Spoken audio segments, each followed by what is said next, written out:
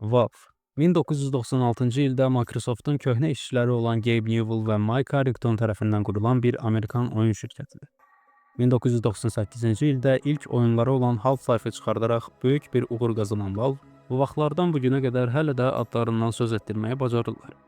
2000-ci ildə Half-Life-ın uğurundan sonra Mike şirkətdən ayrılmaq qərarına gəlir və Valve-dan qazandığı payını şirkətin digər qurucusu olan Gabe-ə verir.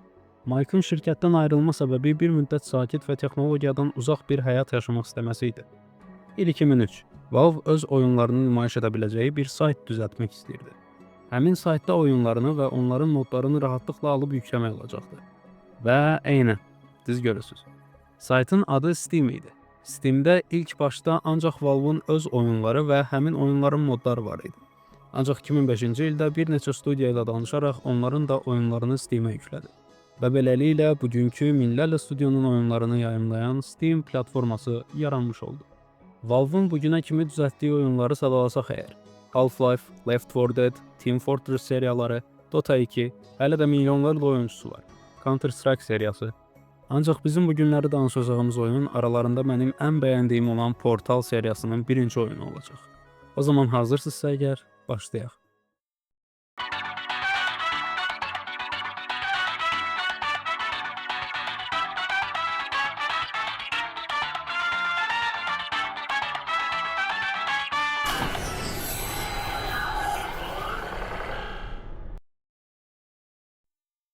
Portal digər Valve oyunları kimi hekayədən daha çox oynanışı ilə ön planda özünü tutur.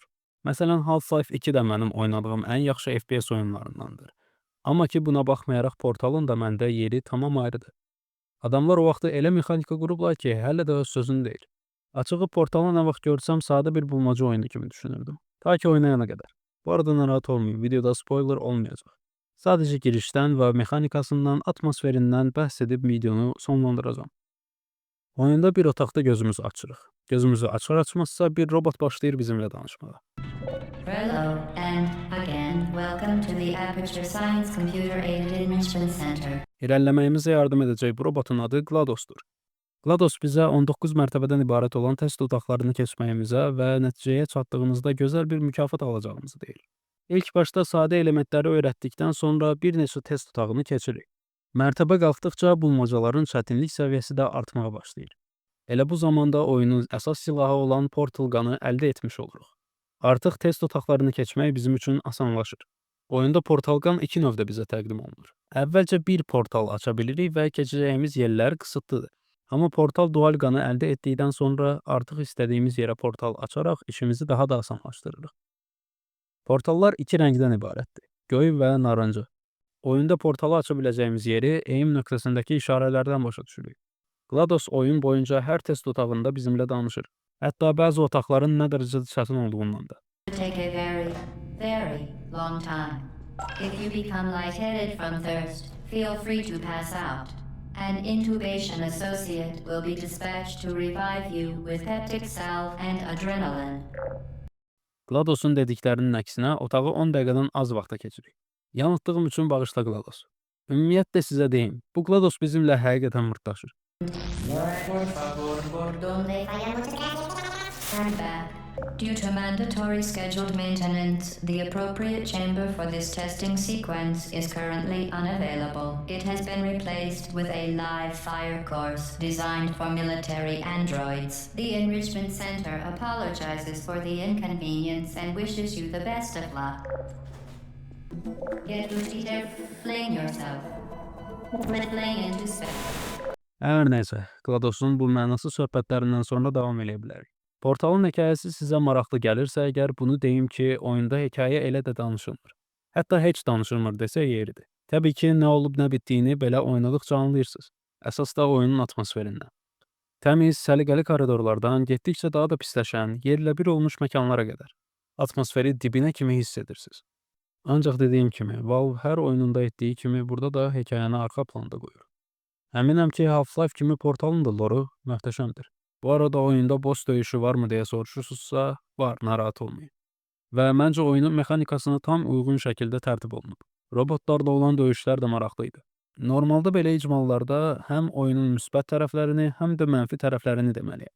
Ancaq Portalda mənfi bir şey tapa bilmədim. Oyun qısa bir demo dadı verə bilər sizə. Sanki Portal 2-yə hazırlıqmış kimi hiss edə bilərsiniz. Əsasda ikinci oynanışımda bunu fərq etdi. Portalı ikinci dəfə oynadığımdan test otaqlarını daha rahat və sürətlə keçdim.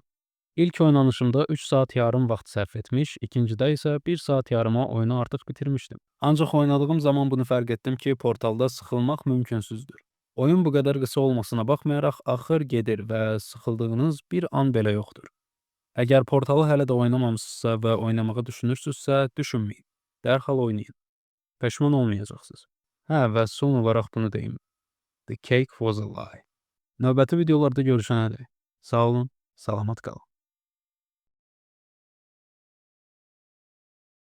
Bir də salam. Video bitdi, amma mənim deyəcəklərim hələ də bitmədi. Oyunun icmalını çəkərkən sonradan gördüm ki, Portal 10 oktyabr 2007-ci ildə yayımlanmış. Mən bu videonu çəkib qurtaranda da artıq 11 oktyabr gəlmişdi. Onu da deyim ki, video çəkmək həqiqətən çətin bir proses imiş. Belə bir qısa oyuna mənim 3 günüm getdisə, artıq o birisi oyunlara düşünmək belə istəmirəm. Hər neysə, demək istədiyim bunlar idi. Növbəti video hansı oyundan nə vaxt gəlir, onu dəqiq indidən deyə bilmərəm, təəssüf ki. Amma bunu bilirəm ki, Portalın bir müddət adını belə çəkmək istəmirəm. İzlədiyiniz üçün təşəkkürlər. Sağ olun.